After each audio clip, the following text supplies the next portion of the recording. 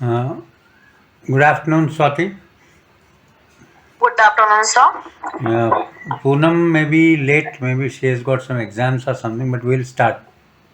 Yes, sir. Yes, sir. I'll share the recording on Telegram group and share the material also. Yes, sir. She can Ji. see whenever she is free, okay? Yes. Yes, sir. So, we have two cases to discuss today which are related to CRPC, very important cases. There, one case is because whenever you are asked to write about any answer on CRPC, you have to discuss about two important, very important cases. You should never forget these two names and contents. One case is Lalita Kumari case, and the second is DK Basu case.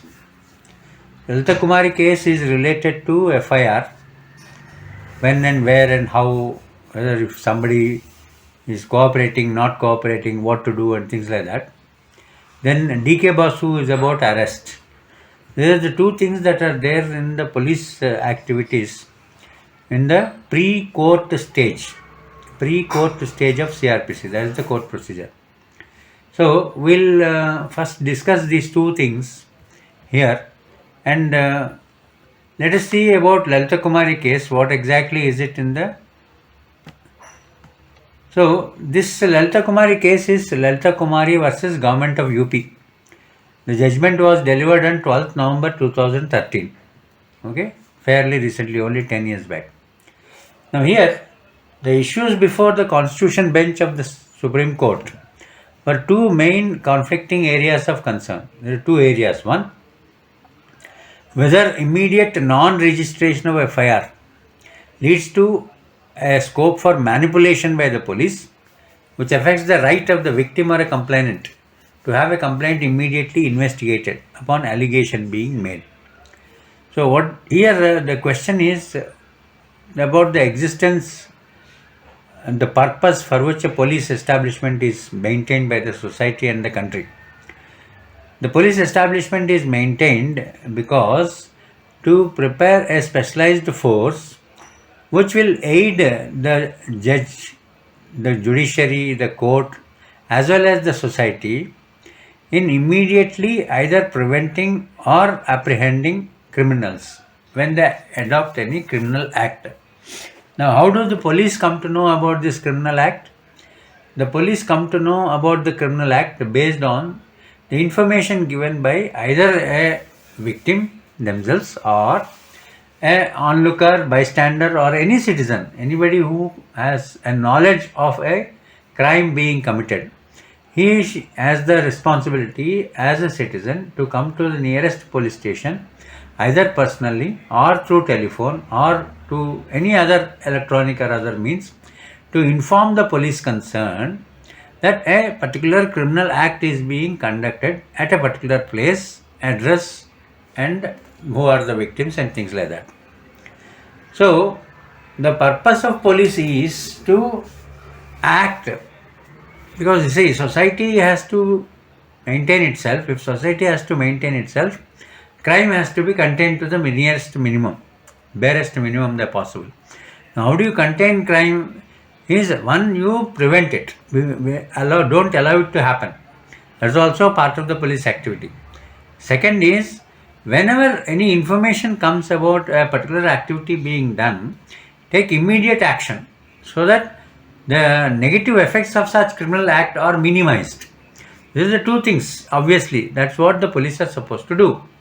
But as is the general knowledge everywhere, police have their own way of functioning, and they have their own SOPs, what they follow, which are not exactly in concern, in coincidence with what the court wants. So a court has, this case has come, Lalita Kumari case of government of UP. And 2013 a judgment is given by the Constitution bench where the issues has been crystallized like this. First, whether immediate non-registration of FIR, the main issue is non-registration of FIR, leads to scope for manipulation by the police, thus defeating the rights of the complainant so that to have his complaint immediately investigated upon allegation being made. Second, whether in cases where complaint and information does not clearly disclose the commission of a cognizable offence, but FIR is compulsorily registered, then does it infringe the rights of the accused? Because there are two people whose rights are now discussed by the court. One, rights of the complainant or the victim. Second is rights of the accused. Now, if a crime is really committed and FIR is not registered, even after information is received, investigation is not made and accused is not apprehended, then the victim's rights are compromised.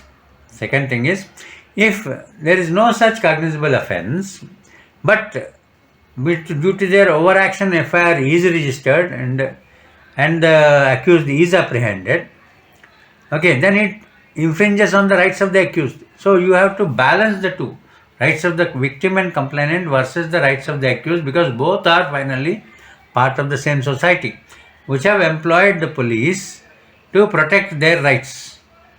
Okay. Now let us see what exactly, we'll see the discussion later. We'll finally see the final, what is the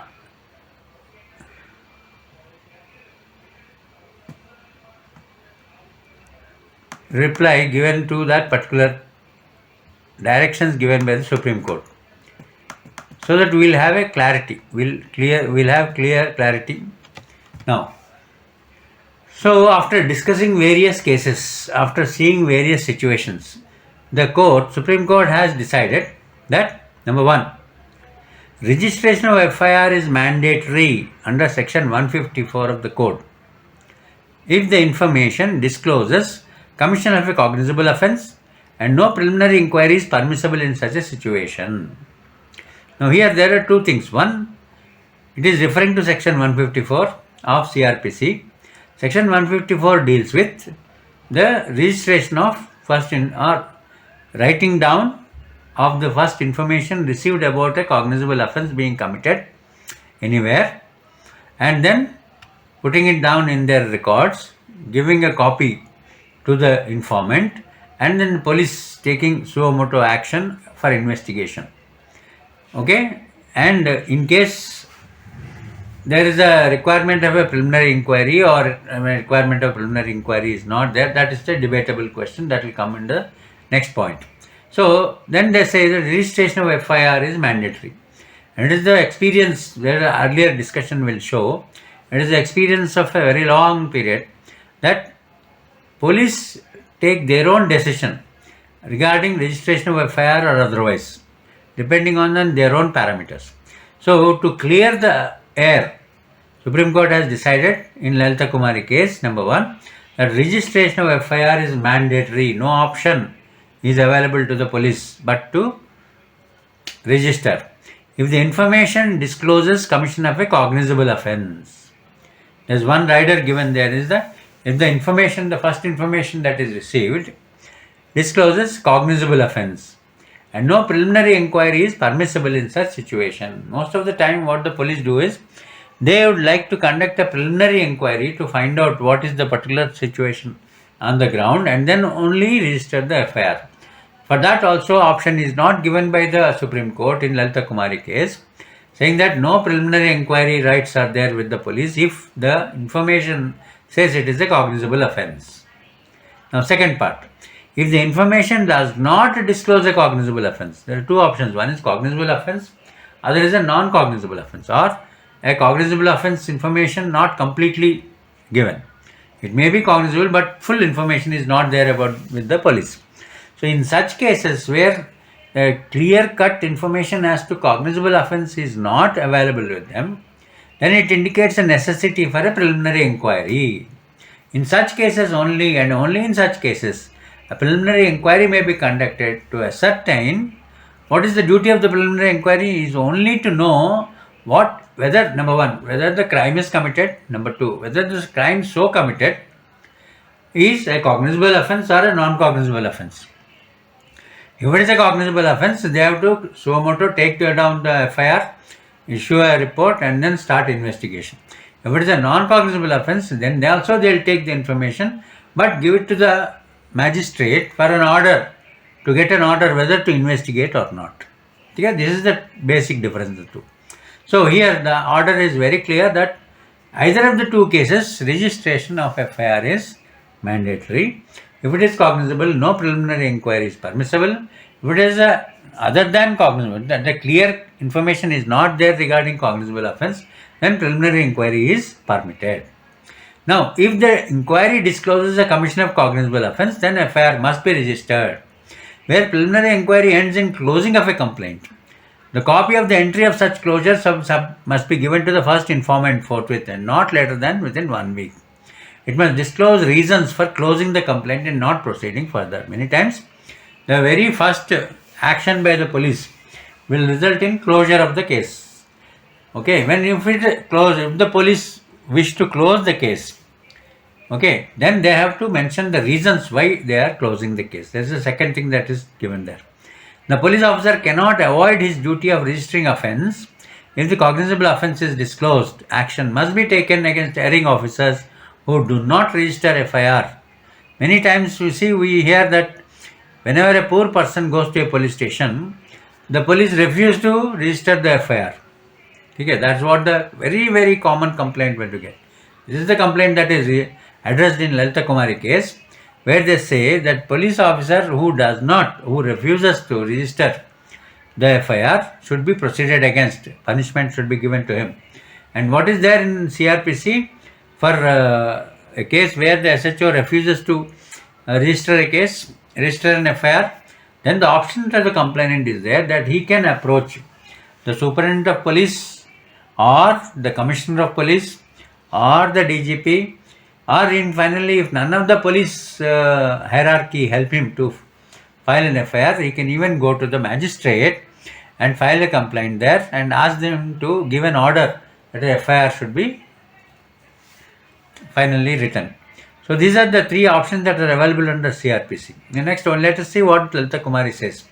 The scope of preliminary inquiry is not to verify the veracity or otherwise of the information received, but only to ascertain whether the information reveals any cognizable offence. Many times, what the police do is, they start what is called as investigation or fact finding or fault finding, or to check whether the information given is correct or not. But what the judgment says is that the preliminary inquiry scope should be limited to knowing whether offence is committed and whether it is cognizable, and nothing more than that. All that will come, whatever the other things investigation you want to do will come only after the FIR has been registered, because investigation before filing of an FIR has no legal sanctity. Even if you find out a lot of things, you cannot enter them into official records. Next, as to what type and in which cases preliminary inquiry is to be conducted will depend upon the facts and circumstances. The category of cases where preliminary inquiry may be made, here again very clearly 5 different types of cases are given in Lalita Kumari where preliminary inquiry by police is allowed by the court. What are the different types of cases where preliminary inquiry is allowed? Preliminary inquiry means inquiry before filing of a FIR, before filing of a first information report. Okay? Now, what are the 5 cases? One is matrimonial family disputes. Second is commercial offences. Third is medical negligence cases. Fourth is corruption cases. And fifth is cases where abnormal delay is there in initiating criminal prosecution. Abnormal delay is more than 3 months delay in reporting the matter without explaining reasons for delay. Okay? So what are they? One is family. Second is commercial, business. Third is medical negligence, hospitals and other doctors. Then corruption, people in public places. And finally delay in initiating a criminal proceeding. So these are not exhaustive, but these are related. In all these things, if you see, there is one common line. What is that common line? Well, the common line is that immediate action is not necessary. Immediate action is not warranted in any of these 5 cases. Immediate action by any authority, immediate protection of a victim, immediate protection or of the social fabric is not there. These are all long pending, drawn out cases with which there is sufficient time available. Even if you do preliminary inquiry also, not much is lost. So, whenever you want any other cases also the similar thing, but supposing among them what is not there, it is more important. What is not there?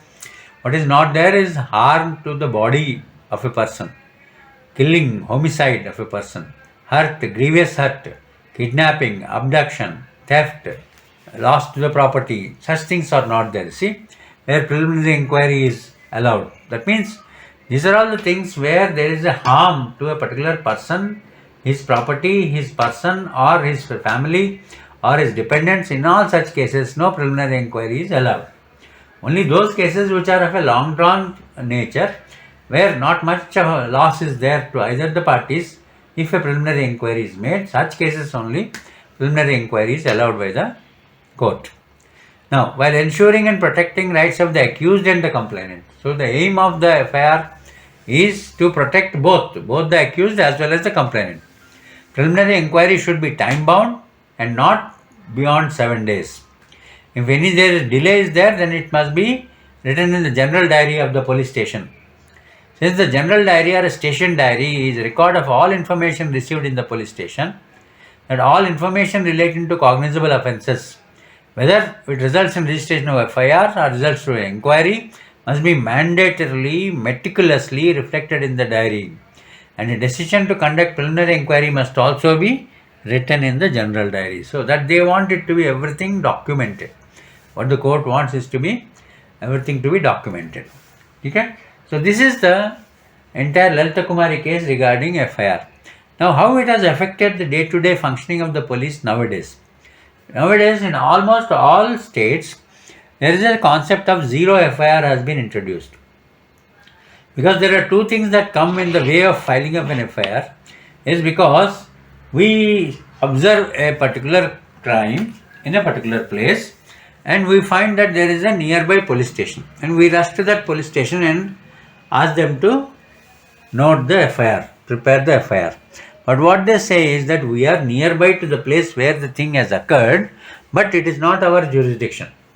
The jurisdiction is of another police station which is 5 kilometers away. Please go there. So that is the general reply that is given by the police. In order to overcome that, almost all states, along with the under Lalita Kumari case instructions, they have introduced what is called as a zero FIR. Now, what is a zero FIR? Zero FIR is the authority given to the police which does not have jurisdiction to file an FIR the moment a cognizable offence is intimated to them. And then later on, if possible, immediate action is required, then you take immediate action, investigation, or if it is not there, you send this FIR, giving one copy to the complainant. The FIR is now transferred to the police station which has proper jurisdiction. So that the complainant who comes to a police station at any particular place will go back with a copy of the FIR. He'll know that where to approach. Next in the zero FIR it will be mentioned that this particular, where it is written is not the police station, you have to go to some other particulars. So a provision is made for that. Okay. Now, second thing that what they are trying to do as a result of Lalita Kumari case is that except for the 5 cases given above, especially no preliminary inquiry powers are given to the police. And police cannot say we will do preliminary inquiry except in cases of commercial offences, medical offences, family affairs, okay, corruption cases, and then where already there is a delay in initiating a criminal complaint. These are the 5 cases. So apart from these 5 cases, the police cannot say that we will do a preliminary inquiry, find out the veracity of your complaint, and then only register an FIR. Because normally the police try to reduce the number of FIRs that are registered in a police station. Because the moment you register a FIR, the entire legal process will get into motion, and that will become another case that they have to follow. In order to reduce their workload also, they try to do such things. So this is what is all about Lalita Kumari case. Okay? Now, next we will discuss about DK Basu case. So, similar to the Lalita Kumari case on FIR, this DK Basu case is regarding the arrest, the powers of arrest. by the police, whether a person can be arrested, where it can be arrested, how he can be arrested, what are the minimum things that can be taken. So these are all the things, safeguards that are to be taken. Okay, these are things that are discussed under the DK Basu case. So DK Basu case is equally important as Lalita Kumari case, because DK Basu case indicates what are your rights as an accused. DK Basu case tries to protect the rights of the accused, and it will indicate what are the rights that should be maintained and protected of the accused. Okay, so this DK Basu case has a basic source. It has come from the lot of cases of say police resorting to high-handed behavior, third degree methods, sometimes resulting even in death of the accused people. So in such cases, it has become police station has become a center for torture of the all accused people. So many people have died in the because most of the torture is done before the arrest. Okay, so the Supreme Court judgment is crucial in dealing with custodial deaths. Okay, then what are the procedural safeguards given by the DK Basu case? Let us see.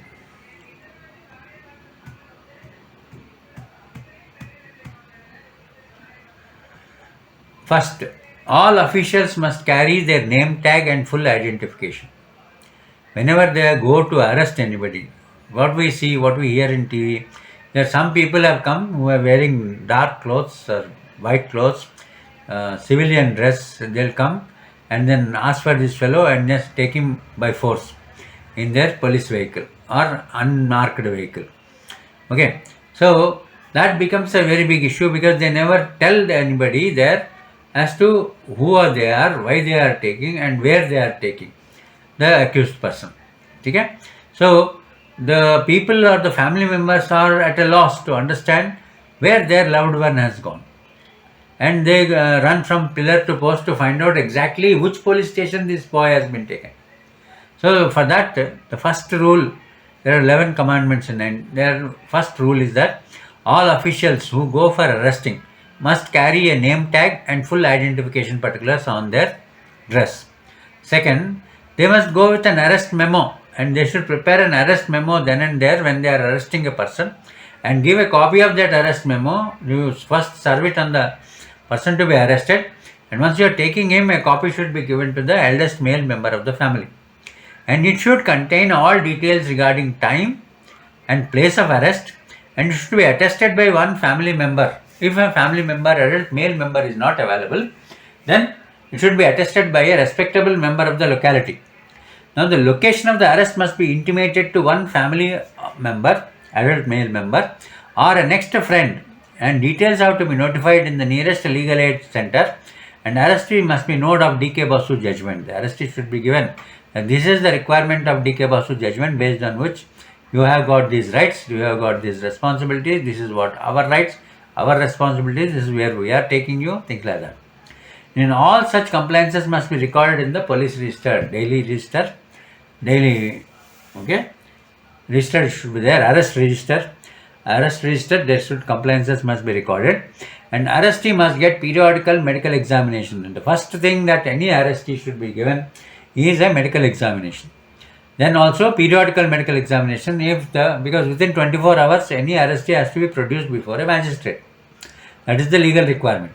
So that is just before going to the magistrate or just after going to the magistrate, you have to get a mandatory medical examination done. These are all things to protect against torture, police torture. Then again, if the magistrate gives them 1 week or 2 weeks of police custody, then this should be medically examined every week, so that there should be a record should be maintained. A record is made up where what is the physical status of the person is known to the judge. Now inspection on memo must be signed by the arrestee also, and all such information must be centralized in the police control room. Okay? Next, and any breach of the above requirement which should result in severe departmental action, and it may lead to contempt of court, and this will all be in addition to, not substitution of any existing remedy. All the above preventive and punitive measures could go with an alternative to civil monetary damage claims from the constitutional tort. Now, other orders are the precise, detailed compliance report of the above orders to be submitted by the state to the state. Delayed response should be looked into by the special subcommittee of state human rights bodies. Where there is no SHRC, Chief Justice of High Court should monitor it. Existing powers of magisterial inquiry into CRPC must be completed in 4 months unless Sessions Court recorded the reason for extension. SHRC must be set up expeditiously in each part of India. Only because of the DK Basu order only, all states have now their own. In addition to the National Human Rights Commission, NHRC, every state has got now SHRC. This is the result of this particular DK Basu case. And stern direction must be given to SHRC to fill up the vacancies also. Set up High Court, Human Rights Courts have to be set up under Section 30 of the NHRC Act. And all prisons should have a CCTV. All prisons should be provided with a CCTV to prevent police torture and police lockup deaths. And non-official visitors should do surprise checks on prisons and police stations to see how many people are there as per the books in the police station under police custody, and how many people are actually there, and what is their physical, mental and other condition of these people who are within the police station. Prosecution and departmental action to be mandated. Now, in operationalizing the spirit of DK Basu judgment, in breaking intra-departmental solidarity of errant policemen and ensuring swift, effective departmental coercive action, it is required. Now, 1985 Law Commission report has enacted 114B of the Evidence Act, raising a rebuttable presumption of culpability against the police if anyone dies in their police custody. That means 114B has been introduced into the Indian Evidence Act. And now this will indicate a rebuttable presumption that if anyone dies in custody, the defect lies with the police. It is presumed that they have attempted.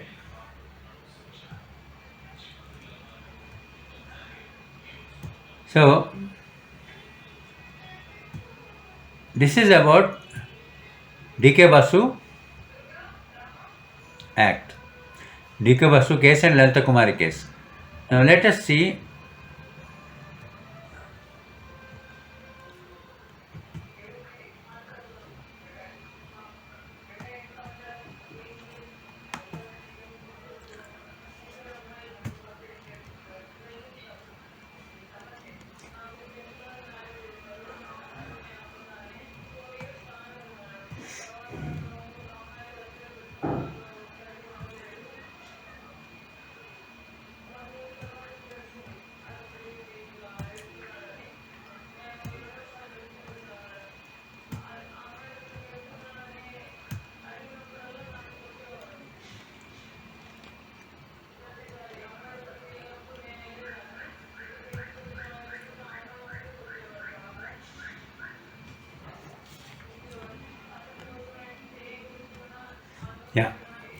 Now we will discuss about the procedural aspect in case of homicide. Procedural aspect in case of homicide. Okay.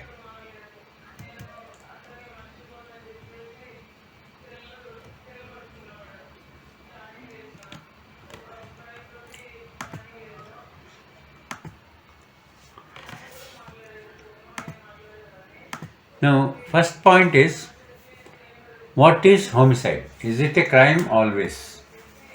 The first point that we have to remember is that homicide is in general killing of one human being by another. Now, it is not always a crime. What is a crime? Crime is what is declared as a crime under Indian Penal Code, IPC. Under IPC also, there are three kinds of homicides. There are few which are not criminal and a few which are not criminal. So there are again in homicide are different into three categories. One is justifiable killing of a person by another person. Second is excusable killing of a person by another person. Third is criminal killing of one person by another person, and then punishment is limited to the criminal type. Then the police come into action in the third case. Okay. So but in investigation, the first thing that they have to do is, in an investigation of a homicide case, the first thing that the police have to do is exclude justifiable cases where the death is on account of a justifiable reason. Second, exclude the excusable cases where the law itself excuses the person who is attempting a killing of another human being, and then concentrate in collection of evidence and then conviction of a person who has done a criminal act of killing one person of the other. Okay? So this is the main issue. Now let us see what are the legal provisions related to this homicide. First, 299 IPC we have seen culpable homicide. Whoever causes death by doing an act, number one, this is actus reus, with the intention of causing death, that is mens rea, or with the intention of causing an injury which will result in death, that's also again mens rea, then or with the knowledge, then that is the knowledge. Is likely that such act will lead to a death, then it commits a culpable homicide. So, for a culpable homicide, one is should be there, an act should be there. Okay. Second, that act directly should cause death. Then next option is that act, when he has undertaken, he knows while taking that act that it will particularly result in death. The injury whatever he is causing will over a period of time, after some time, will result in death. And third, he knows that the act, though by itself is not likely to cause death, but it is likely to cause death in this particular case because of a particular circumstances. Okay? So this is 299 culpable homicide. Next, 300 IPC murder. Except in cases accepted. Okay? Culpable homicide is murder. That means here exceptions are given. Exceptions to murder are given. That means homicide is there, culpable homicide is there, and culpable homicide amounting to murder is there, but next given 2 or 3 items, they remove them from the murder category and they are not murder. So what are they? 1. If it is done with the intention of causing bodily injury, as the offender knows, likely to cause the death of a person of whom harm is caused. Thirdly, if it is done with the intention of causing bodily injury to any person, and the bodily injury intended to be inflicted is sufficient in the ordinary course of nature to cause death, or if the person committing the act knows that it is so imminently dangerous that it must in all probability cause death. Okay? These are all the cases where culpable homicide is murder, here other than the exceptions given under. Now 301. Under 301 IPC, culpable homicide by causing death of a person other than the person whose death was intended. In this case, if a person goes to cause the death of A and by mistake he kills B, that means the intention is not to kill B, but in the process of, supposing he has thrown a knife at A and A ducks and then this knife goes and kills B. So in that case, this is culpable homicide, causing death of a person other than the person who is intended to be killed. So this comes under section 301. If a person, by doing anything which he intends or knows likely to cause death, commits a culpable homicide by causing death of any person whose death he neither intends nor knows himself to be likely cause. He never had an intention of either killing or he knows that he will kill B. It's not there. The culpable homicide committed by the offender is a description which it would have been if he had caused the death of a person whose death he is intended or knew himself likely to cause. So it will be similar to 300. But it is not exactly 300 in a 301. Okay? So the punishment will be slightly different. Now section 302 IPC, punishment for murder.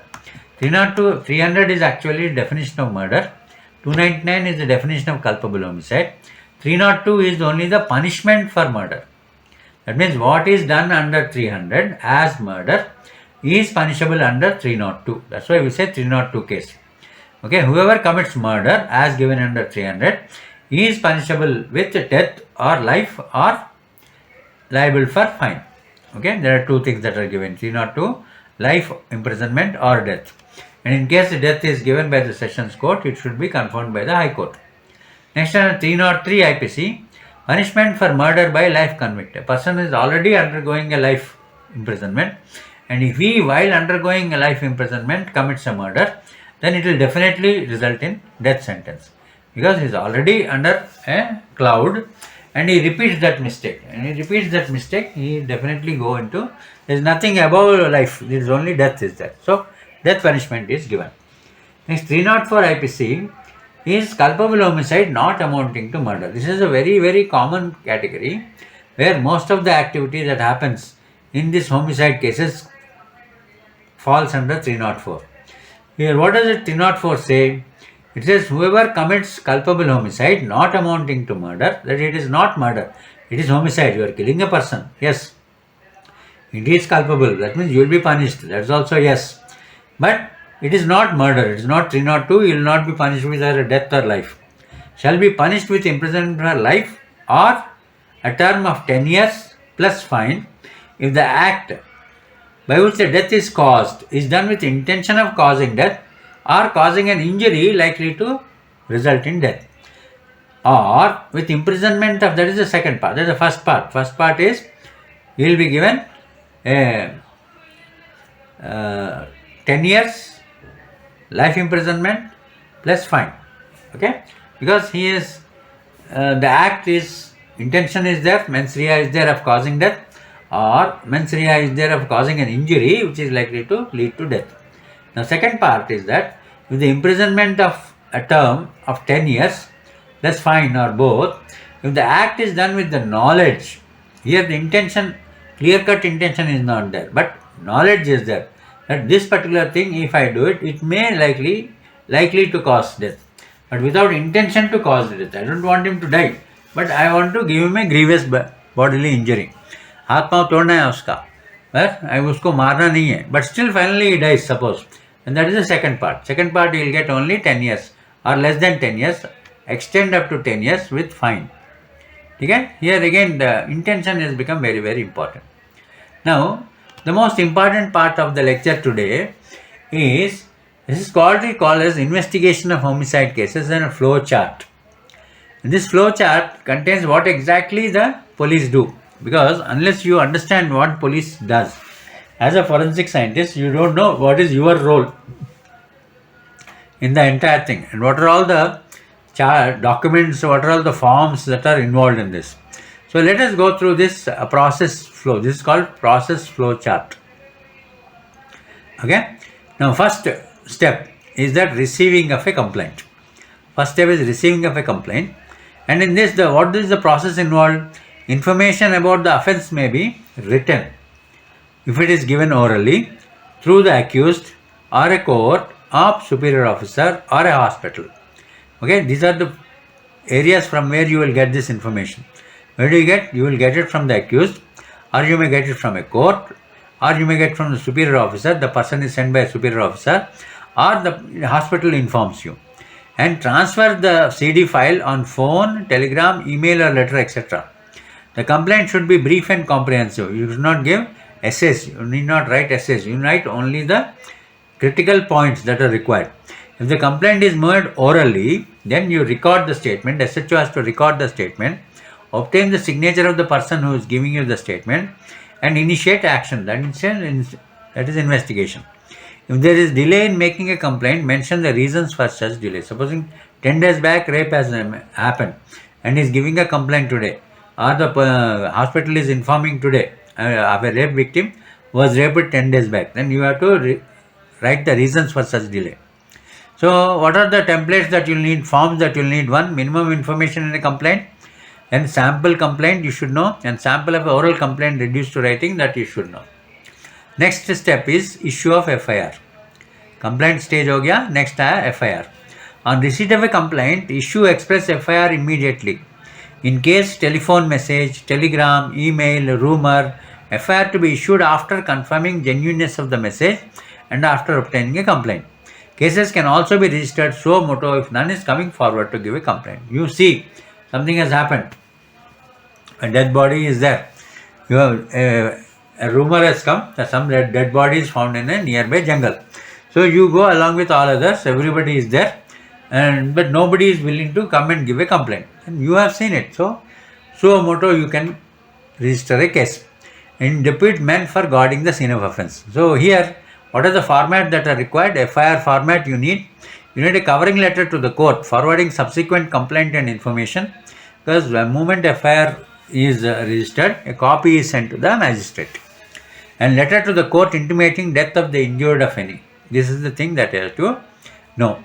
Now next step is dispatch of FIR. FIR along with the original complaint shall be immediately sent to the concerned judicial magistrate and copies to all superior officers under proper acknowledgement. In that forms required are express report is required and acknowledgement is also required. Now next step what the police have to do is send messages to others, because sometimes you have to apprehend the accused, apprehend the culprit, apprehend the criminal. So for that, if it is a property offence, somebody has done robbery or theft in a house, broken into the house and taken all the valuables and run away. So you have to inform all around the people all around bus stations, railway stations, so that people will go and try to apprehend the culprit. So here it is dealt with that, messages and reports. Messages to be sent to the unit officer for directing clues team and dog squad, that is mobile forensic team. Messages shall be given to the immediate superior officer and to district collector. In specially grave nature of cases and case of public importance, message should be given to the DG, additional DG, L&O, intelligence, crime, ISG and computers, DIG. In case of unidentified or dead bodies or dacoity or a rape with murder, these are two things remember, unidentified dead body and dacoity plus or rape with murder, message should be given to all superintendents, SDPOs and CIs of the state and bordering states and districts, so that if the culprit is found anywhere nearby, he should be caught. So here you have to requisition to the clues team or the mobile forensic team, and if you are anywhere a part of that mobile forensic team, this is the time when you will receive a requisition from the police to come and help them in the crime scene. Then appointment of IO in certain cases. In several atrocities of SC/ST cases, in extremist cases where specific person, a person of a particular level, ASP, a DCP, a DSP, is to be appointed by the DG or SP to be the IO. Normal SHO cannot be the IO. So in that case, next step is appointment of the IO. Letter of appointment of IO will be the document. Then next step will be going to the scene of offence. Okay, that means first step is complaint, next is FIR, next is informing everybody all and sundry, then bring people around who will be able to help you. Then you go to the scene of offence. The scene of offence is to be identified. You have to find out the contours and put up a ribbon around it saying that it is policearea.gov. The scene of offence is to be identified and established with the help of complainant, victim, witnesses and village officials. In case of shifting of a dead body, the original scene of offence has to be established during investigation by collecting evidence. The scene of offence to be recorded by way of photograph, videograph, observation report, drawing of a sketch in the presence of mediators. These are the things that I have to do. When you go to a scene of offence, what does the IO do? First, he will identify the scene of offence. Then he will establish the boundaries of the scene of offence. Then he will ask the complainant, the victim, witness or village official to see whether the entire scene of offence has been covered. Then he will put a boundary around it and post somebody to protect it. Then if dead bodies are there, then you have to shift them for post-mortem to the, and before you shift it, you have to collect all the evidence that you can collect and make a photograph, make a videograph and prepare an observation report, notes taking, then draw a sketch. So here what are the documents will be sample of Panchnama and a rough sketch, message to the clues team, dog squad and message to bomb disposal if it is required. Next step is providing medical aid to the injured and getting dying declaration recorded. Supposing immediately after reaching the scene of offence, the injured, if any, shall be sent for medical aid after taking preliminary inquiry. If the condition of the injured is serious, then steps should be taken to get a dying declaration in the presence of a magistrate. So here, what are the forms you will need? The format of the injury form, that's to be filled up by the doctor, and letter to the magistrate or inquest form also it is required for recording dying declaration. Dying declaration, remember, has to be done without the presence of the police but in the presence of the magistrate, even though the police will inform the magistrate to come and collect the dying declaration. But while dying declaration is being given, policeman should not be anywhere within the hearing or visible distance. That we must always remember. If he is there, then dying declaration is not valid. Next step is identifying the witnesses. The police IO has to identify and list out all the witnesses who are acquainted with the facts and circumstances of the case. This is investigation proper. Next is examination of witnesses. Now what does they do? A 161 statement is taken. Statement of the witness acquainted with the facts is recorded under section 161 in part 2 of the case diary. The statements of all witnesses examined by IO need not be recorded, but the fact of their examination shall be written in part 1 CD. There is a case diary, there is the part 1 and part 2. Two types of case diary, two parts are there. In part 1, who are the people who have been examined, it will be there. In part 2, detailed statement is given there. Now, in part 1, all the witnesses who have been examined, a list will be given. Out of them, who are able to give real detailed accounts, juicy part of it, only their statements are recorded under section 161 CRPC under part 2 of the CD. Fact of their, okay. Useful information should be elicited by putting questions, not just listening to whatever they say, but you have to intervene and ask relevant questions and get more and more information.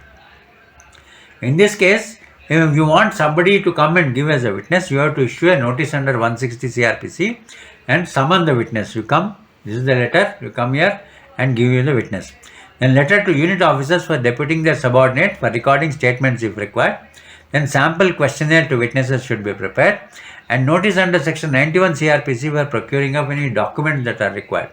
Let's say age, how to establish an age, Aadhaar card is required, or the school leaving certificate is required, or any property dispute is there and property documents are required.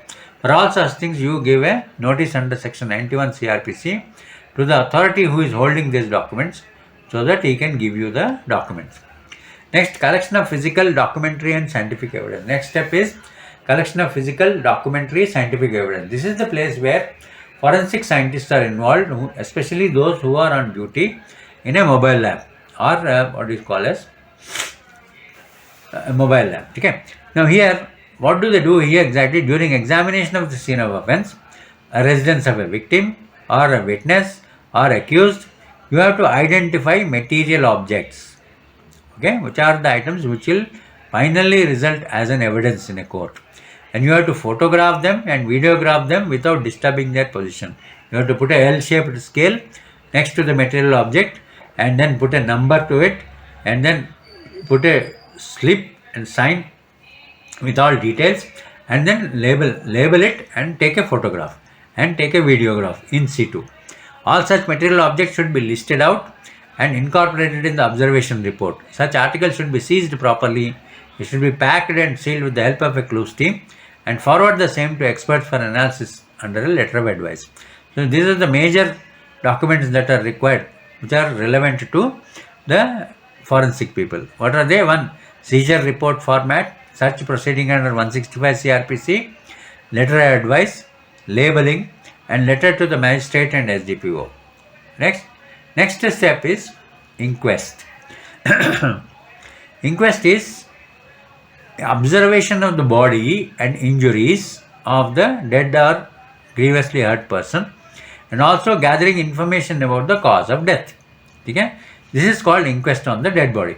Inquest should be held at a place where the dead body is found in situ, in whatever shape and condition it is found. When circumstances do not permit for holding inquest at the spot, you have to preserve the scene by way of photo and videograph and by way of an observation report. Inquest to be held in the presence of 2 or more local representatives, respectable people, All the columns of the inquest report should be properly answered. In case of a death in custody or killing in a police station or death of a woman within 7 years of her marriage, and in case of exhumed bodies which are already interred in the earth, inquest to be conducted by executive magistrate. It cannot be done by the police officer. Remember. Now under this, the documents that are required will be notice under 175 CRPC to persons to act as panchas for inquest. Please come and act as a pancha. Then the inquest report format, requisition to the medical officer for post-mortem examination, a letter to superior officer for sparing the services of IO to conduct inquest, letter to superior officer for deployment of additional forces to protect the crime scene. Next, post-mortem examination. Then now the scene shifts to the medical doctor and his post-mortem examination. The body is sent for post-mortem examination to know, what do you want to know from the post-mortem examination? You want to know the cause of death, you want to know the time of death, you want to know the nature of injuries and the weapons used to cause those injuries. The medical officer is requested to be specific examination, specific recording of specific recommendations there. In case the death of a woman is within 7 years of her marriage, or it is relating to a dowry death, or death in custody, or death in police action, under orders of the court, a team of doctors shall conduct the post-mortem examination, which should be videographed. And the PM post-mortem examination can be conducted at the spot when circumstances do not permit to transport the body, because it's already highly decomposed. So if you move it, the entire thing will go into pieces. In such case, post-mortem should be done in situ, on the field itself. Re-post-mortem can be conducted on orders of the court and when circumstances are warranted. What are the documents that are related at this particular stage? Is a letter to the medical officer for preserving and handing over wearing apparel and articles found on the deceased. You have to give a letter to the MO, medical officer. You please preserve, Baba, hand over all the apparel, all the body clothes that are worn by her. Articles are found on the deceased. Please give it to us. They become evidence in a court. Then letter to the medical officer for preserving fingerprint, phalanges, fingers, skull and blood, tissues, hair, specify, etc. All those items that are relevant, bodily parts are to be preserved and to be presented to the forensic science laboratory. Then again letter to the MO for preserving any embedded material like pellets, bullets, etc. and sent to FSL ballistics department. Then letter to the superintendent of the hospital or medical college for conducting spot post-mortem examination and requisition for preserving body in a mortuary after the post-mortem in case of unclaimed bodies, so that if anybody comes, it can be handed over for final rites.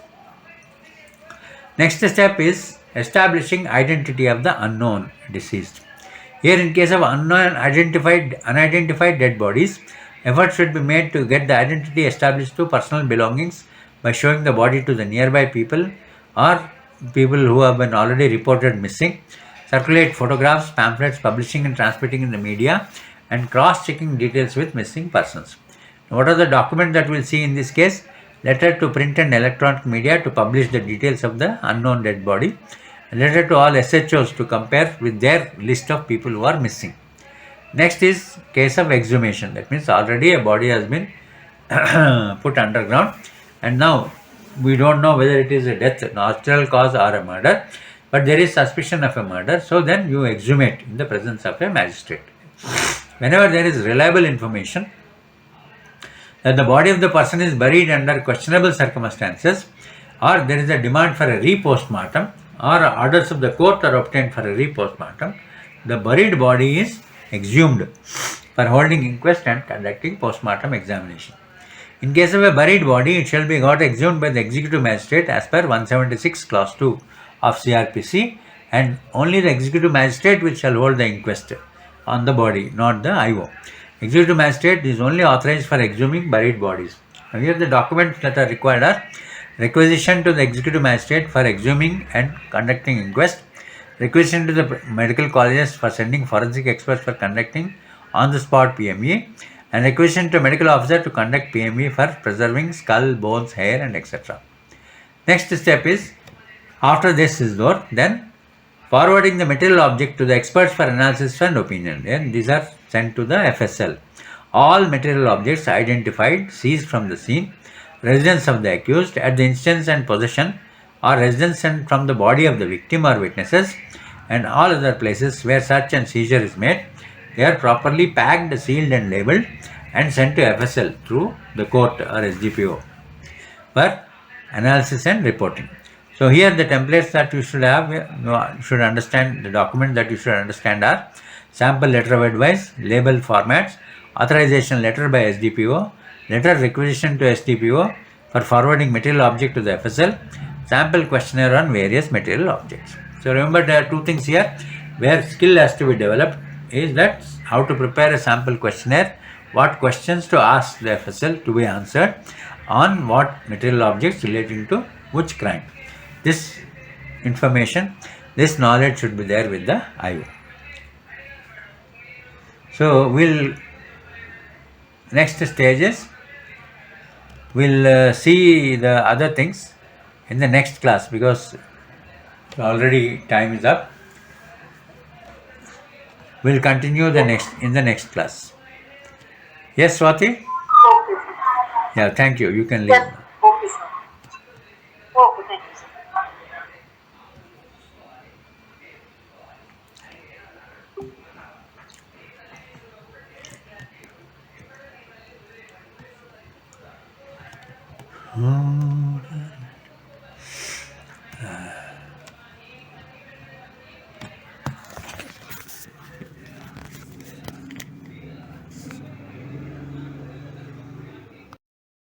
Okay. Yesterday we stopped at transfer of case diary file. See, when a case is registered pertaining to other police jurisdictions, that is zero FIR, the CD file can be transferred to the concerned PS immediately after confirming jurisdiction through a superior.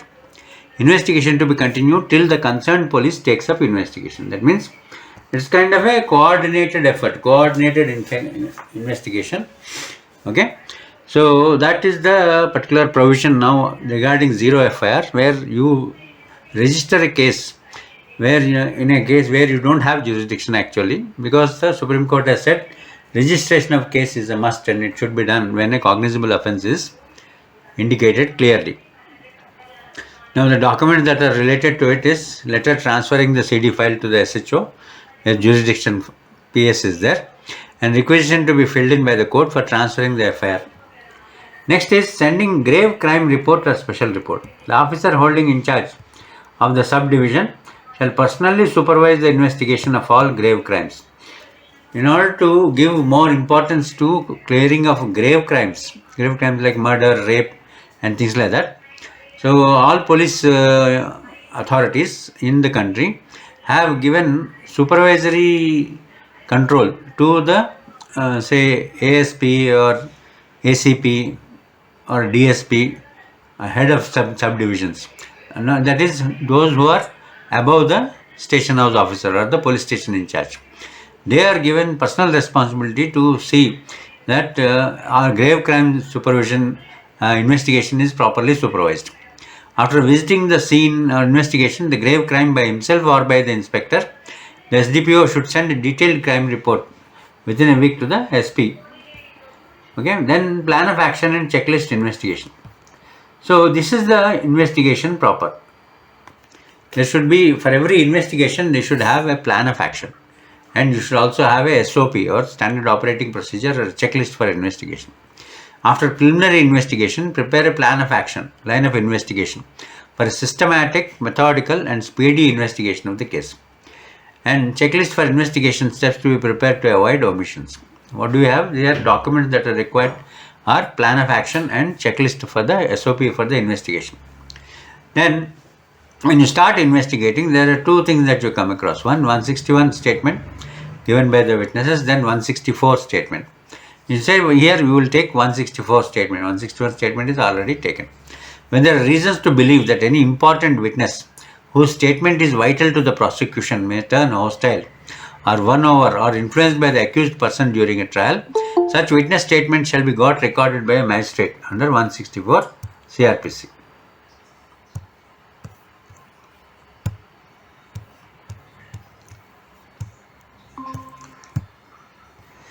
Yeah. So under 164 CRPC we will take important witness statements, eyewitness or other witness statements, requisition will will send a requisition to such a witness, ask him to come to the police station and record his statement. Then establishing in the first investigation, one of the most important things are two things, remember. One is elements of the crime. You have to establish, number one, that the crime has occurred, first and foremost. Then second is that you have to go to the IPC section, relevant section, and see what are the elements that constitute a crime. What are the different elements that constitute a crime? And then you must see whether you have sufficient evidence to prove that these elements are present. Okay, you have to collect evidence to prove those elements. Next, you have to see is that there should be actus reus, that is an action resulting in that particular crime, and there is a mens rea, that is motive. Okay, there are two things under motive. One is there should be an intention. Supposing it is a murder, intention to kill. You have to take an action with an intention to kill. There is a second category of it, is that without actual intention but with a knowledge or with an expectation. There are three levels. One is intention to kill and an action in continuance of that intention. That will be pure crime. Then second is taking an action which in all probability will result in that particular death or whatever crime. That is the second category. Third category is knowing that this particular thing will happen but without any particular intention. You have just hit with a bat, just threw a bat, threw a bhala, and you know that if anybody comes in between, if it hits him and that fellow will die. You are only practicing for Olympics, but you throw the javelin and it hit a person. Okay, your intention is not, your action is eventually leading to a death of a person if any person comes in between. But you never had any intention to hit any person, you never had any intention to kill any person, but it just so happened that you have taken that action. You had the knowledge that this particular javelin throw, if it hits any person, it will result in his death. But unfortunately, it hit another person. Instead of going and hitting in a normal place where you should only see how far you have thrown it, it hit another person and then he died. So such kind of things you have to see. While establishing a crime and investigation, you have to see all these things. One is elements of the crime. What is the crime? Then what are the elements of the crime? Evidence to buttress each of the points of the elements of the crime. Then actus reus. Then mens rea. Under mens rea, intention to kill, or there is a likelihood of other person dying because of your action. Third is without any intention to kill anybody. Okay, but action is taken and the result is there. Homicide has happened. Like that, 5 or 6 items that you have to see. And each of these things, when you are trying to establish, one thing is you have to establish that is a crime scene. First, you have to identify the crime scene. Then, supposing it is a murder, then you have to establish that a person has died, actually, a dead body. Then you have to establish what is the instrument with which how it has happened, and what are the instruments used for killing. Then you have to get those instruments. And if somebody has seen or somebody has heard, and there are some activities that happened as in the course of that particular killing, for all those things you have to find out people who have heard it, who have seen it, who have experienced it with their 5 senses and their mind, and then establish particular thing is motive. Motive is much beyond intention. Okay? So if you put everything in a particular serial order, knowledge is the lowest, then likelihood is the second, intention is the third, motive is the fourth, in that particular order. So establishing motive for the offence has to be established by examining the witnesses and collection of evidence, because motive is in the mind. So you have to derive from the things that are set out in the crime scene what is the motive of the person who has done it. Next is identifying the offenders. Once you establish the motive, you establish the crime has happened, then you have to identify the offenders. You have to take steps to identify the offenders who actually participated in the offence by collecting proper evidence and eliminate the innocent persons. So Here there are two-pronged action is there in identifying offenders. One is positive, one is negative. Negative is you eliminate innocent person. First you see who are all the people who are suspects. Throw the net very wide and get all the persons, catch hold of all the persons who are likely to be involved in the crime.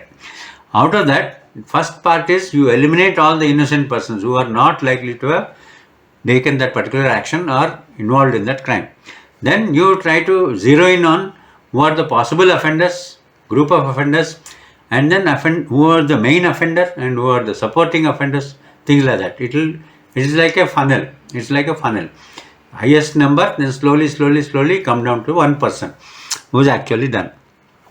So steps should be taken to identify the offenders who actually participated in the offence by collecting proper evidence and eliminate the innocent persons. Evidence can be oral, evidence can be documentary, evidence can be material things. Evidence can be, online, digital. These are the 4 types of evidence that you can collect. So requisition for test identification parade. Here, one of the crucial things that they do here is the test identification parade.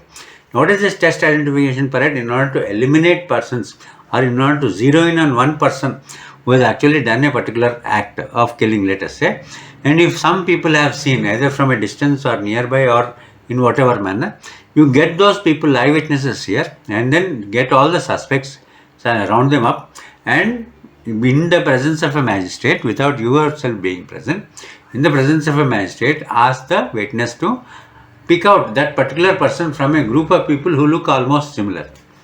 Okay? And then that is taken as a test identification parade. That's taken to be authoritative identification.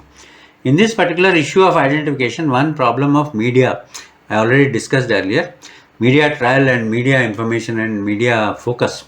This comes here where media, if they show these, all the people who are arrested in their TV programs and day in and day out, and this test identification parade will become a waste, because they might the persons who are coming, the witness who is coming, might claim, the defense may claim later on that this fellow has not seen him actually committing the crime, but this fellow has seen him in the TV while being arrested.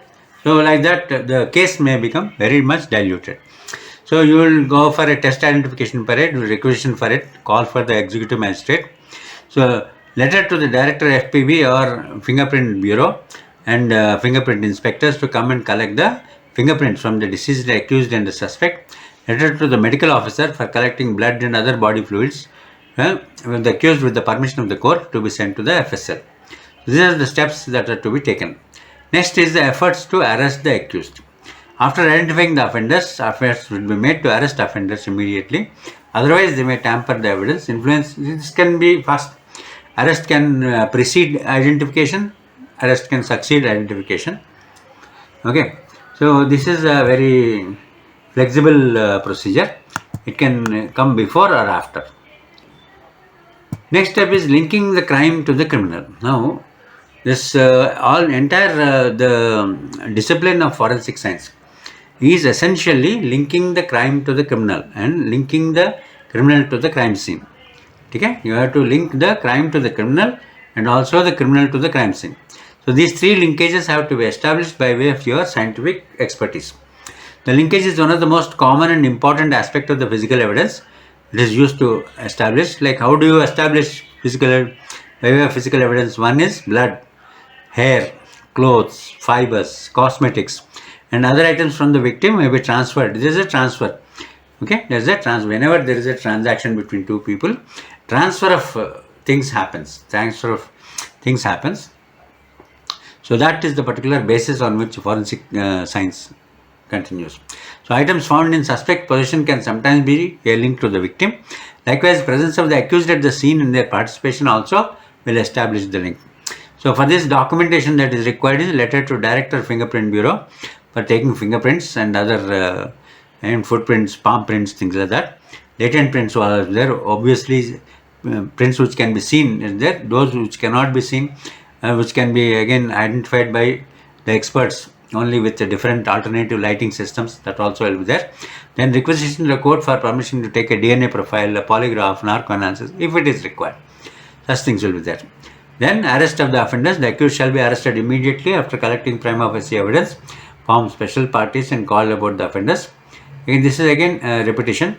Arrest card format and intimation to parents and relatives. Always remember, whenever any person is arrested, okay, under 50 CRPC, you have to inform the eldest adult male member of that particular family, or any other person who next friend of the person who is the friend indicated by the accused person. Then you go to the magistrate, because once you arrest a person, you have to present him before the magistrate within 24 hours, excluding the travel time.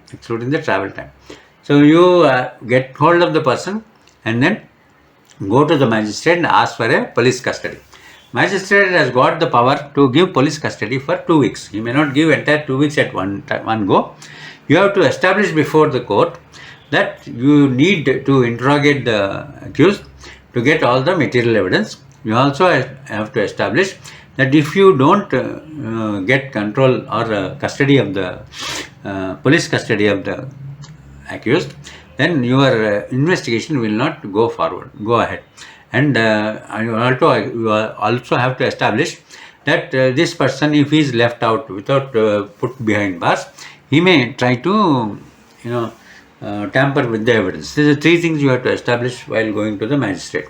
Now, based on what the PPA and what you submit to the court, they may give you a police custody. The maximum police custody allowed is only 2 weeks or 15 days.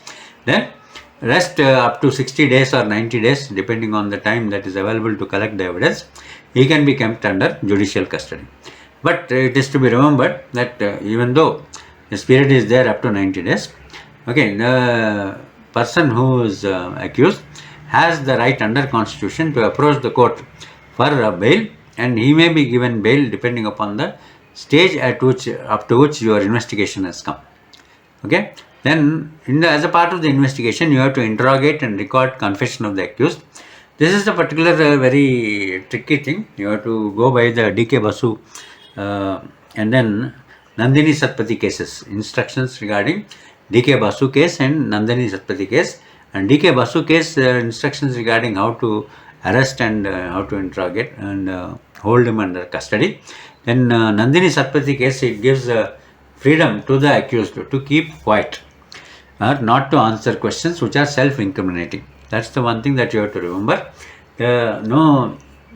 Here though it is said that confession of the accused, confessions and admissions, okay, are frowned upon by the court, especially when it is given to the police, and they have no value. If it is given to the police, and only when it is given independently to a magistrate, it has some value, or to a third party like a doctor or somebody without the presence of the police, then it has some value. But if it is given to the police, then it has absolutely no value, zero. Even then, police will always try to get interrogate and then record the confession of the accused, even knowing fully well that it has no value in a court. But it will only be useful for either contradicting the person when he comes to the court, when he gives another deposition before the court. The accused shall be interrogated in the presence of mediators, and when there are more number of accused, a statement to be recorded individually and separately. The recovery of property, weapons at the instance and possession of the accused. This is a very crucial step in establishing, even though admissions and confessions are not allowed. Admissions and confessions as per CRPC have no legal value when it is made to the police.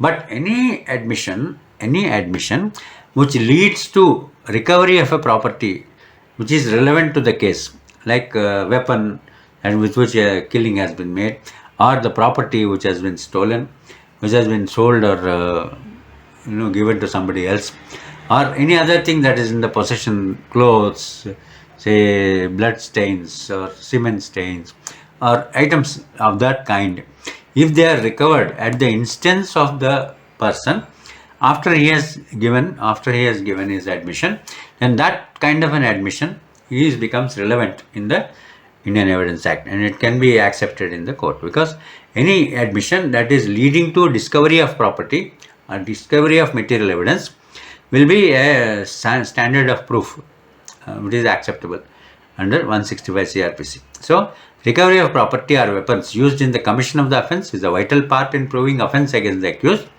And recovery of property shall be made under cover of Panchnama before mediators. You have to remember, every recovery, every search and seizure, according to search and seizure pro forma. Okay, Form 60, property deposit in the form, seizure report form. These things are to be made before the presence of the local witnesses. They are called panchas, and that whatever you write, the search seizure memo that you call is called a panchnama. Okay? So recovery of property shall be made under cover of panchnama before mediators, and separate panchnama should be conducted at different places for the recovery from an instance of each of the accused. Next comes the verifying the version of the accused. Just because somebody has said something, you cannot blindly go by it. You have to get it verified and then establish it on the ground with the sequence of events which you can gather by your own personal observation and noting. So the version of the accused should be verified carefully and thoroughly. In case where the accused claims alibi, his version should be verified thoroughly by visiting the places and examining the witnesses and related records. So one of the biggest weapons available with an accused is the alibi. So if he says, at this particular point of time when a crime has been committed, I was in another state or another city, I was in a hotel, I was meeting somebody else, I was in a meeting or something like that, then you will have to personally go there and find out whether he has really stayed there and find out the details about it, and then satisfy yourself whether of his veracity or otherwise. Next, you can use polygraph and lie detector test or narco-analysis test. These are the scientific tests that are available for getting into the man's brain, his memory, and finding out what all things that he is trying to hide from us. In high-profile cases, these things are done. Some accused or suspects will not cooperate and deliberately avoid telling the truth, even though we know that he has committed the offence. Then IO can subject him to lie detector test or narco-analysis test. Offender should be subjected to narco-analysis only with the permission of the court. Now, letter to FSL for requesting polygraph or lie detector with the permission of the court, that should be there. Then DNA test, especially in all cases of murder, all cases of rape, wherever any bodily offences are there, there is exchange of a body material. Okay, and the body material can be semen by way of, it can be blood, it can be any of the things, hair. So in all such things, okay, DNA test is conducted, and DNA will establish is your presence and your link to the deceased or to the crime scene. Okay, so that is the thing that is used, and it is a DNA test is supposed to be as good as a fingerprint test. So as final, its report is finally as a finality accepted by the courts. In order to link the offender to the crime in case of a homicide with a rape or a homicide of a pregnant woman, in suspected adultery cases, DNA test will help in solving the mystery.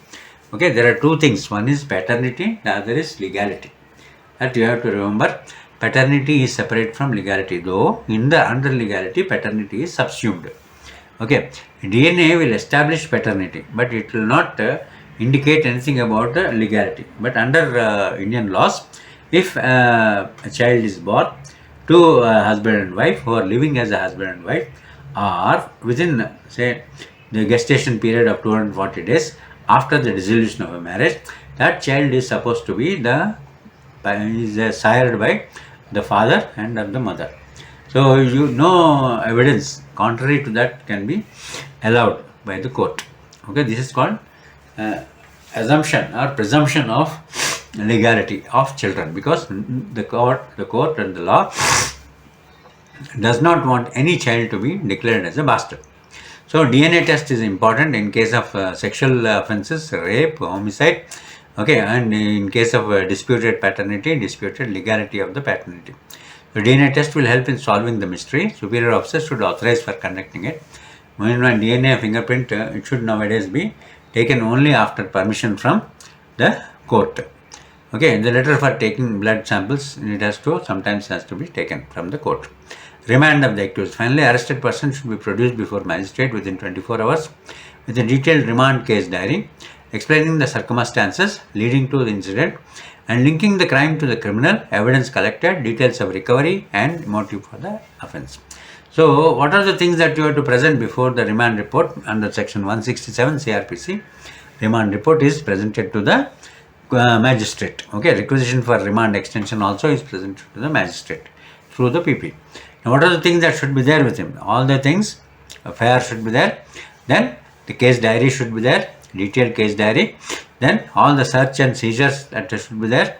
And what are the items, circumstances leading the criminal to the crime scene, leading criminal to the dead body.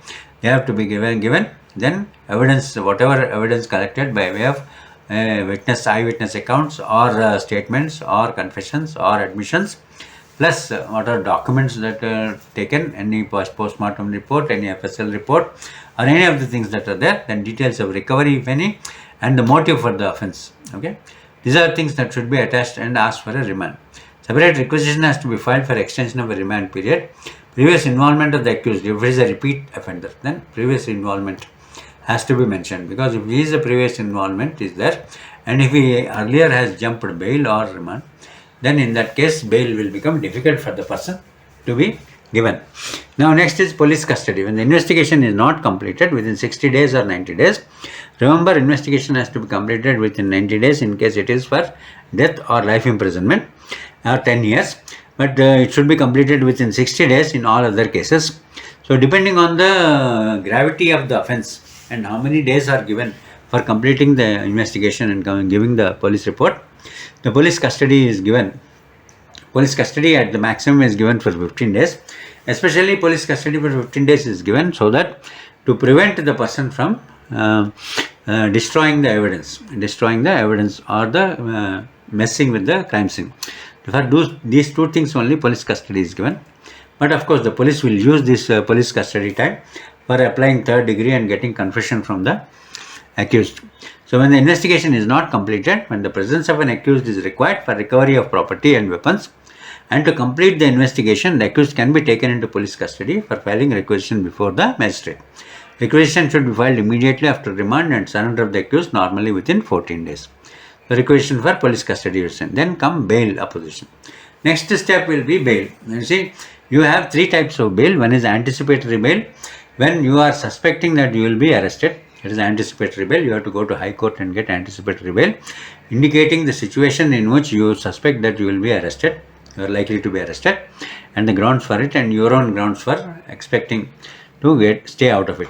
Next is bail in bailable offences, and next is bail in non-bailable offences. Bail in bailable offences is given by the police at the police station level itself by taking surety or money or whatever guarantees. Okay. Then in bail in case of a non-bailable offences, it is to be given by the magistrate only, and that too initially he will give. He may be willing to give a bail, he may not be willing to give a bail, but he has to balance it. He has to balance the bail application based on two things. One, most major thing is that the Constitution of India has given power to every citizen to stay free. Okay. Second thing is, every person who is accused is expected to be considered as not guilty till proved guilty, innocent till proven guilty.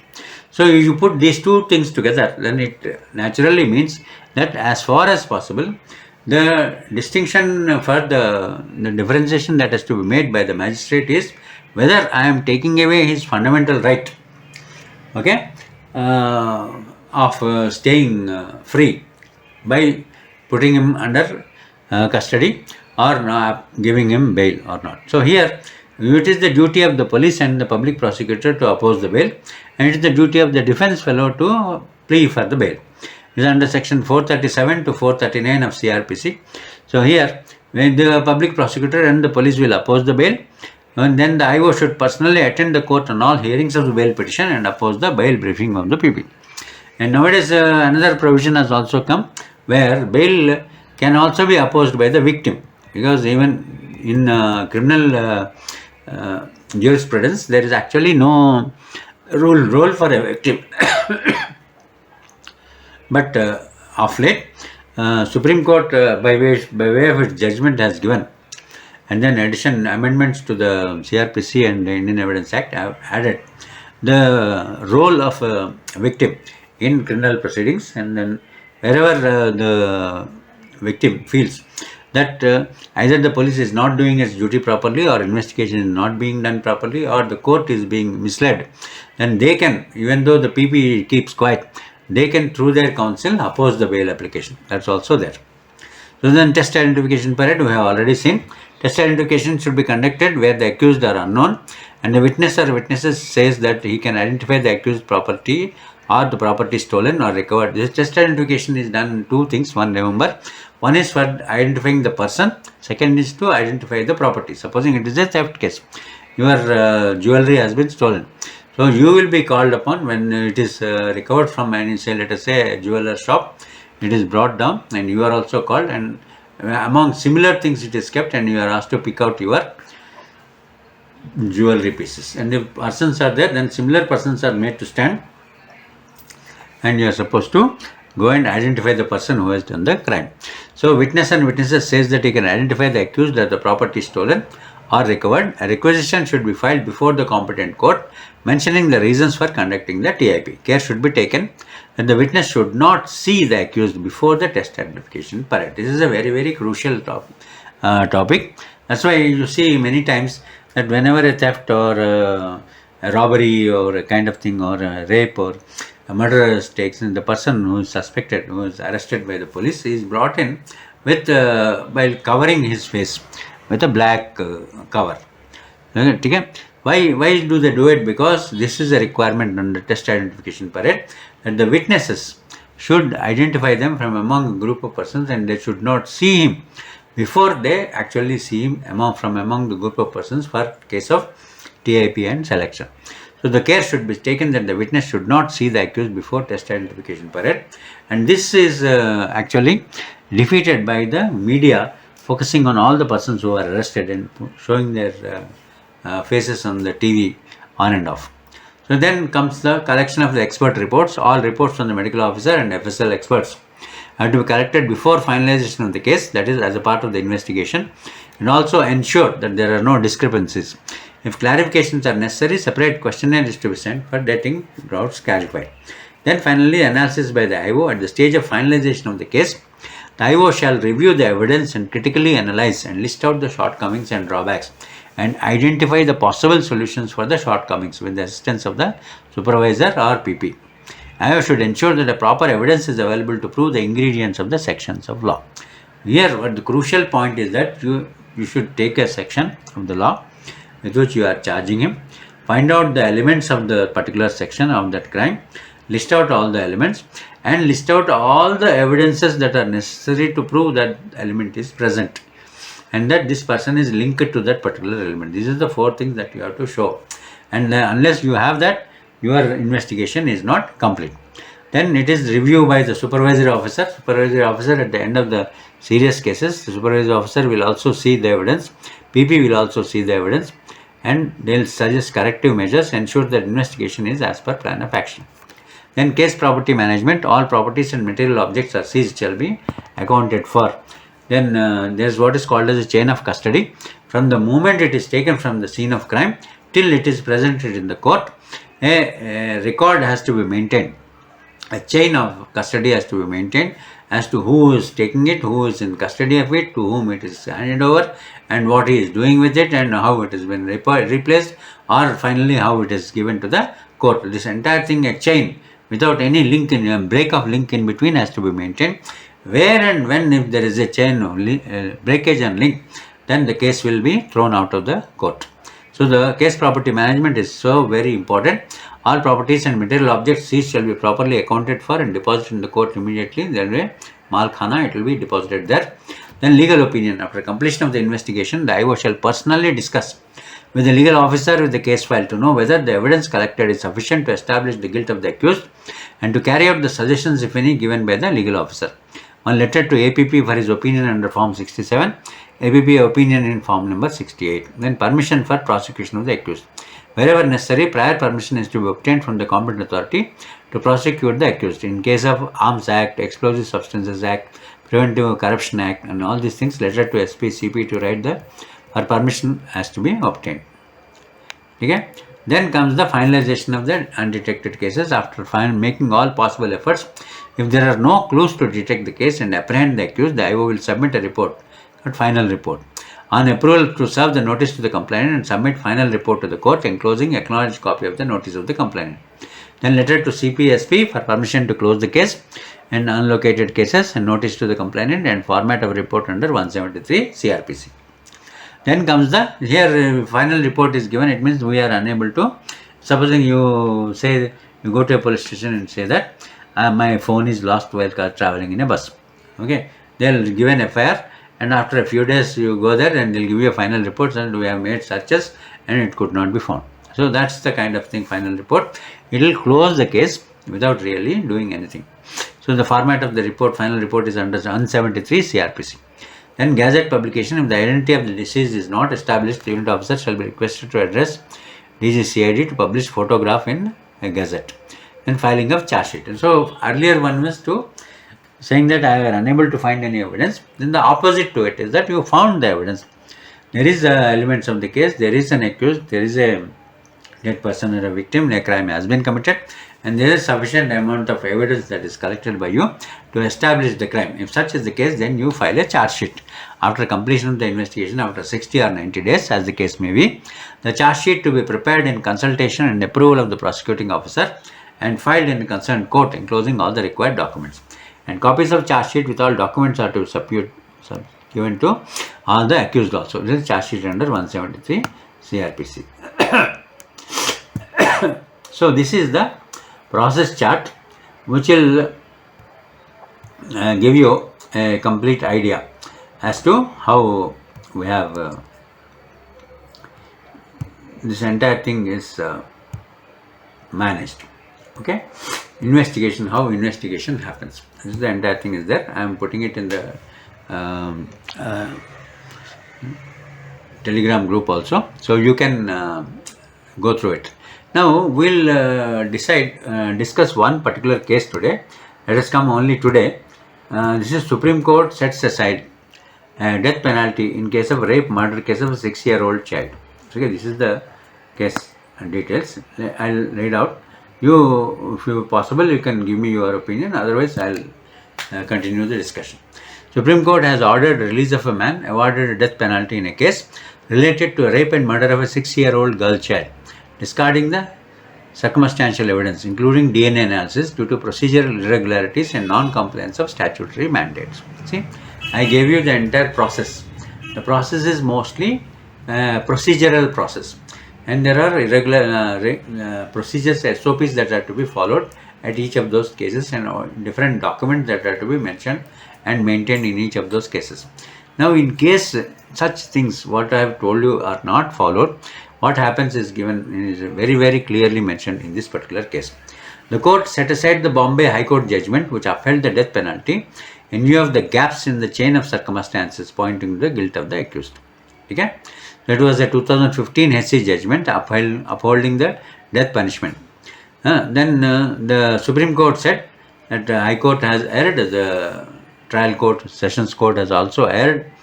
Okay, so now let us see what is the story. The story is that a 6-year-old girl was found dead near her house in the bushes. Okay, then that girl finally it was identified, and they searched for her. She was missing, and they found out that she was lying in a naked position, and then she was subjected to rape and murder. So that was the position. So the police went to that particular scene of crime, cordoned off, and took out the body, sent it for postmortem, and then tried to searching for the person who was the accused. It took them some time, but immediately there was no obvious connection with anybody. Nobody has seen that girl with any other male member, so that they can clearly point out who is the most probable person who has committed the rape and murder. But after a few days, suddenly the police IO was changed, and there was a lot of hue and cry. This happened in Thane nearby.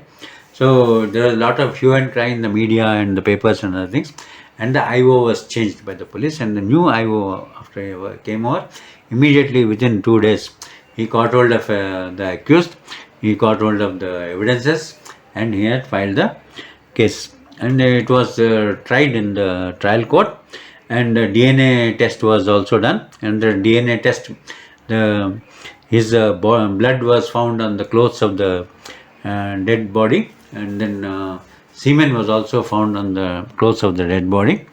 Okay, this person's semen was also found, and the victim's blood was found on this man's clothes, and DNA test has established this linkage, and based solely on the basis of a DNA test where there were no eyewitnesses. There were no eyewitnesses of these two people either going or doing something together, but then only based on the circumstantial evidence and this DNA test, the trial court held him to be guilty and ordered him to be hanged till death. Then it was submitted to High Court for confirmation, and the High Court has also, Bombay High Court, has confirmed the death sentence. And he was put behind bars. He was waiting under death row. For 13 years he was there under the court, and he applied for revision appeal to the Supreme Court. Because he didn't have money, so the government appointed their own lawyer under the Legal Service Authority Act. So this lawyer in Supreme Court, who was sent to appeal, support the appeal and plead for the appeal, he succeeded finally in proving that this particular person who has been now sentenced to death has nothing to do with the this particular rape and murder. How was he capable of doing it? How did he do it? Do you want to say anything? Otherwise, shall I continue? I'll give you the details. Anyone of you want to say something? Poonam and Swati? No, sir. Yeah, okay. So I'll continue with that. I'll show you what it is. Okay. So here, the tender age of 6, okay, that girl died. Okay. So even though this was a very, very, heinous crime, but the issue here was that after making analysis of the evidence, the bench said commission of the crime against the 6-year-old innocent child is not in dispute. They said, yeah, child has died. Number one, that is proved. Second is the child was subjected to rape and murder. 2, that is also proved. But everything else after that, it was doubtful case. Everything else after that, who has done it, how he has done it, what was the linkage between the two. These 3 or 4 things were always in a doubt. Now, circumstances forming the chain of commission of this crime cannot and do not point conclusively, because you see, in a murder case, the level of proof that is required is beyond all reasonable doubt. What do you mean by beyond all reasonable doubt? It means that if there are 2 hypotheses to explain all the events and all the evidences that are there on the ground, okay, then it is not beyond all reasonable doubt. Then there should be only one hypothesis that is given by the PP that should hold the water, and the alternate hypothesis should not hold any water. That should be the case. Only then it is called beyond all reasonable doubt. Okay. So now here they said, what is the case in this particular case? How the circumstances forming the chain of commission cannot and do not point conclusively to the appellant. Okay. Conclusiveness is not there, it is missing. Okay. Then the sentence being put to death, because it's a death sentence, you have to be very, very clear. FIR was lodged on June 12th. Now what are the details? FIR was lodged on June 12th of 2010 in the Bhayandar police station of Thane, Maharashtra. The charges that the appellant killed the child living in the same chawl after sexually assaulting and threw her body in a drain. The prosecution relied upon the appellant's disclosure statement, recovery of blood and semen, stained clothes, and scientific analysis, including the DNA examination. For that particular purpose, what is the prosecution dependent upon? On the confession statement or a disclosure statement or admission statement.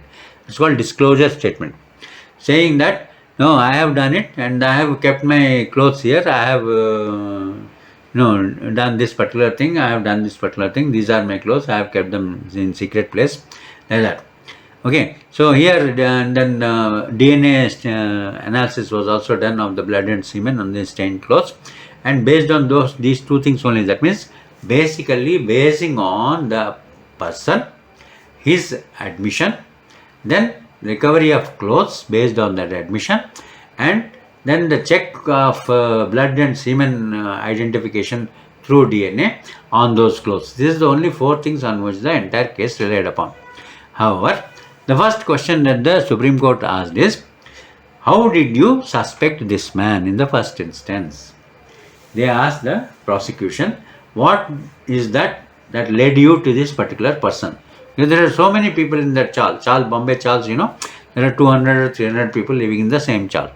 They said, if out of these 200 persons, you have identified this one particular person. How did you arrive at this particular one particular person?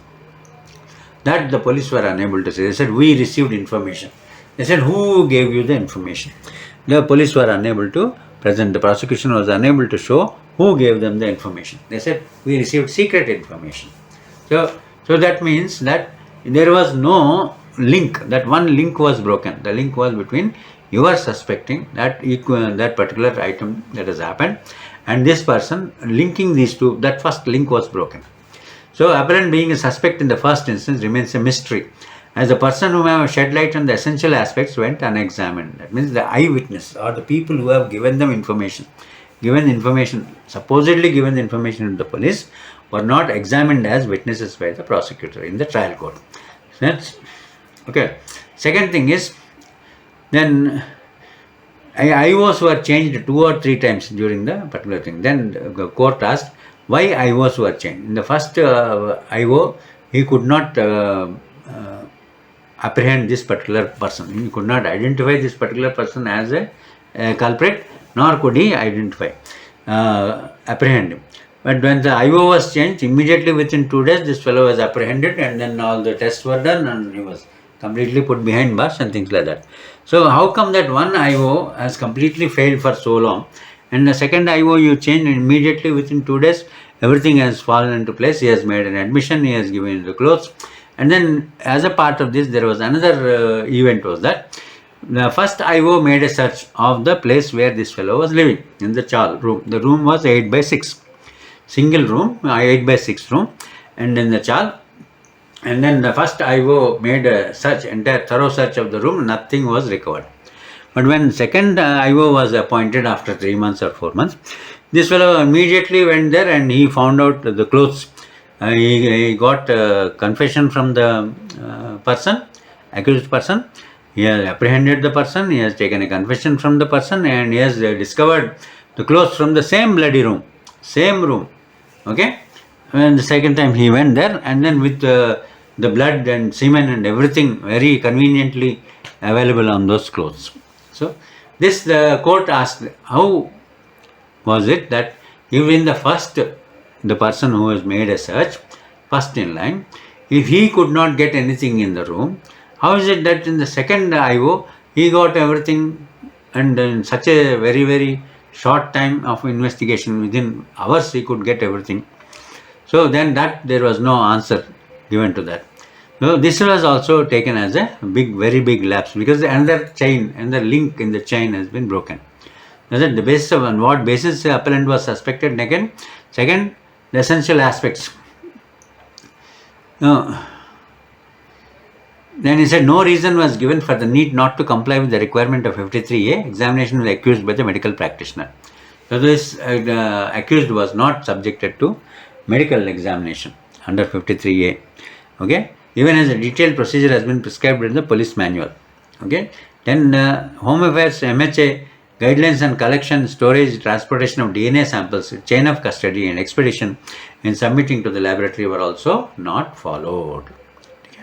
What the police have done, what the police have not done actually, they have not followed the SOPs and guidelines for collection of DNA sample. Then the court asked the only thing, when did you collect the blood sample? Who gave the order for taking the blood sample? Where is the consent of the person to take blood sample? And who collected the blood sample? Where it was stored? When it was taken? When it was sent to the FSL? When was the magistrate informed or the superior informed? Where it was mentioned in the case diary? And finally, where is the covering letter? When did you go to the FSL? When did they examine? Okay, what were the parts that they examined? What was the result? What is the rough notes? What is the final report? So like that, each and step, this is called chain of custody. So this chain of custody was completely broken. there was absolutely no record submitted to the Supreme Court regarding all these steps, step by step, who did what, when, how, that chain of custody was broken. So the accused was also not subjected to the medical examination. Detailed procedure prescribed is also there, but they have broken it. The court said who took the samples was not explained, and the doctor who conducted the exam of DNA has not been stepped as a witness. He was not brought into the witness box. Even though the DNA evidence may be present, its reliability is not infallible, that they said. The court also noted that there is unexplained delay in sending the samples collected for analysis. There is almost a gap of 3 to 6 months from the date it was supposed to have taken till the date that was given to the FSL. There is a gap of 3 to 6 months in between. Okay? So why delay? There was no explanation for the delay. Premises already searched was searched again. I told you, one room, it was searched by one IO, nothing was found. And again after 3 months another IO searched it, and he got everything, all the incriminating material from the same room, which room was hardly 8 by 6. There is absolutely no way, there is nothing, no storage, nothing is there, just a particular bland room. And then how could he get all these things? That was the doubt. The reason for which is not borne from the record. And lock Panchnama is not prepared. When they opened the room, that Panchnama is not prepared. No samples of blood and semen of the appellant can be said to have been drawn by medical or paramedical staff. Who drew the samples? There was no record for that. No chain of custody of the samples. Allegedly, an additional sample is taken from the appellant more than a month after the arrest. One more sample was also taken after a month after the arrest. Alleged disclosure statement of the appellant was never read over and explained to him. Here another issue, very simple thing is that the disclosure statement, the admission and disclosure statement was written down in Marathi. And this particular accused was a Hindi speaking person. He does not understand Marathi. And it was never indicated therein that in that disclosure statement that this particular entries that we have written down has been explained to the party in Hindi. That particular line was not mentioned. And he has also not mentioned that he understood it. It was explained to him in Hindi that he understood it. So in all probability, he said what you said in Marathi what you have written down in Marathi has nothing to do with what the other person has said. That is the view taken by the Supreme Court.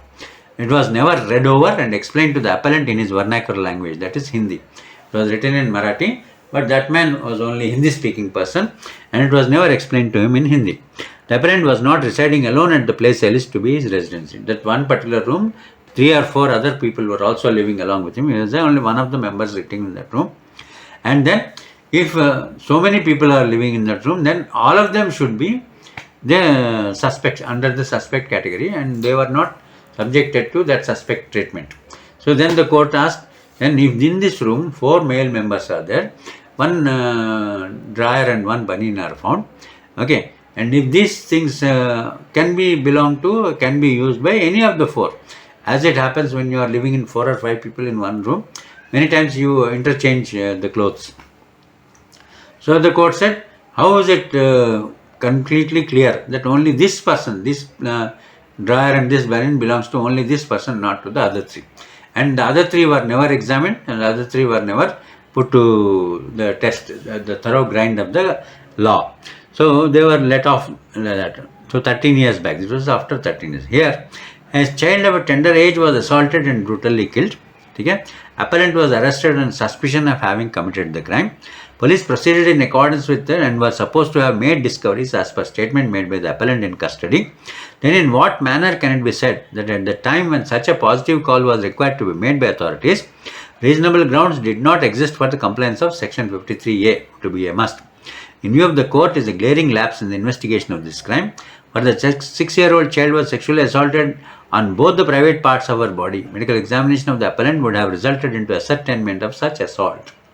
Because whenever there is a sexual case, sexual assault, rape and assault, such cases there, first thing that is most important is the medical examination. Medical examination not only of the victim, but also of the accused. Both have to be done, and then detailed report has to be collected, and report has to be made part of the investigation report. Only based on that, samples should be taken, all the bodily fluids samples should be taken, control should be taken. and suspected things should be taken. His clothes should be taken, whatever he was wearing at that particular point of time. And they should be examined. And all these things are the chain of custody are very, very important in order to establish that a particular crime has been committed by him. This chain of custody is what has been missed by the police. So the Supreme Court has even gone to the extent of asking for action against the police for framing this innocent person, and also said that maybe the person who has actually done the crime is now roaming free because of the incompetence of the police. So, and this person is let off, saying that he has not committed. There is no proof on record to show that this particular person is anyway linked to the crime that he is supposed to have committed. That is the conclusion that is drawn by the Supreme Court. So this is how this particular case has brought out the importance of chain of custody, the importance of circumstantial evidence, the importance of blood, semen collection, and then medical examination just after apprehension, medical examination, medical report of the victim as well as the accused. These are 5 or 6 things which are related to our subject has been clearly brought out. The importance has been brought out. Police think that they can do anything and then get away with it, but finally after 13 years that man has been set free, mainly because the police failed to appreciate, failed to follow strictly the SOP that is given in the earlier what we have studied so far, this particular table, the process chart. Okay, so today let us stop. Thank you.